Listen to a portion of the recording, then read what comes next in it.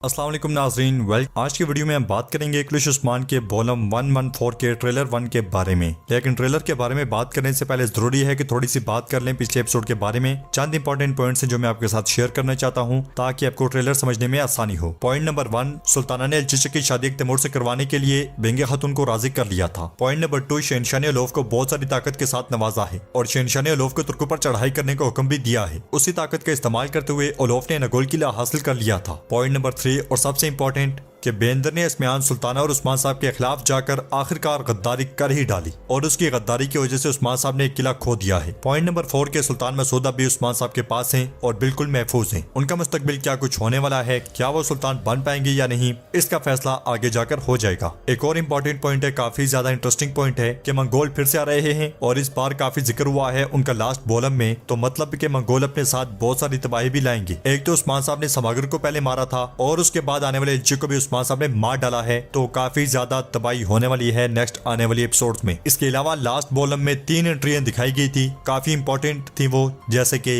याकूब साहब जिनको अपने पैसे पर गरूर है काफी ज्यादा, उसके बाद जानदार साहब और उसके बाद करासे साहब। वो तीनों उस्मान के काफी मुखालिफ थे और उन तीनों में काफी गरूर नजर आ रहा था। तो ये थी पूरी स्टोरी पिछले एपिसोड की। अब बात करते हैं आज के ट्रेलर के बारे में। ट्रेलर के आगाज में हमें वो तीनों सरदारान अपनी हवेलियों में दिखाई देते हैं, जबकि इसमियान सुल्ताना सल्जुकी सिपाहियों के दरमियान से इंतहाई गुस्से में आगे बढ़ रही होती है और सरदार जानदार कहता है नईमान अपनी फौज लेकर कोनिया में दाखिल होने जा रहा है। इधर काई कबीले में उस्मान साहब खवातीन और सिपाहियों के साथ मौजूद होते हैं और मलहून खातून कहती हैं बहुत से ऐसे हैं जिन्हें हमने तबाह कर दिया। फिर बाला खातून पूछती हैं फौज कितने बंदों पर मुश्तमिल है। जवाबन उस्मान साहब कहते हैं तकरीबन 40,000। अगले मंजर में उस्मान साहब सिपाहियों के साथ काई कबीले से रवाना हो रहे होते हैं, जबकि सुल्ताना उक्तम साहब और बेंगे खातून से कहती है अगर हमने नईमान को ना रोका तो हमें नगोल के साथ साथ सब कुछ खो देंगे। जबकि उधर बेंदर गुस्से से कहता है उस्मान का गुरूर हम सबको ले डूबेगा। अगले मंजर में उस्मान साहब सरदारान की हवेली की जानिब बढ़ते हुए कहते हैं सिर्फ हमारे दिल में गजा का शोला पाया जाना काफी नहीं है, हमें तमाम कबीलों को इस जंग के लिए बुलाना होगा। फिर सरदार कराची से कहते हैं अगर मेरा कबीला आग में जलेगा तो कोई भी इस हवेली में सुकून से नहीं बैठ पाएगा। अगले मंजर में सरदार जानदार गुस्से में कपड़ा उस्मान साहब की जानिब फेंक रहा होता है और सरदार याकूब कहता है जिसने इस बला को हम पर मुसल्लत किया है वही से हमें छुटकारा दिलाएगा। अगले मंजर में सरदार जानदार गुस्से में उस्मान साहब को पुकारता है, जबकि सरदार करा से कहता है ऐसी जंग जिसमें हम जीत ना सकें, ना तो अपने सिपाही और ना ही हथियार फराहम करूंगा सरदार उस्मान। जवाबन उस्मान साहब कहते हैं या तो आप ईमान से लड़ेंगे या फिर मुझसे, फैसला आपका है। उस्मान साहब के कहते साथ ही ट्रेलर कंप्लीट होता है। तो ये था पूरे का पूरा ट्रेलर, जिसको देखने के बाद वाज़ेह हो जाता है कि सरदारान ने उस्मान साहब की हिमायत करने से साफ साफ इनकार कर दिया है और यही मंसूबा था इसमियान सुल्ताना का। एक तरफ उस्मान साहब पर बाज़ंतीनी मुसल्लत हैं, दूसरी तरफ से मंगोल आ रहे हैं, तीसरी तरफ ये सरदार और फिर इसमियान सुल्ताना भी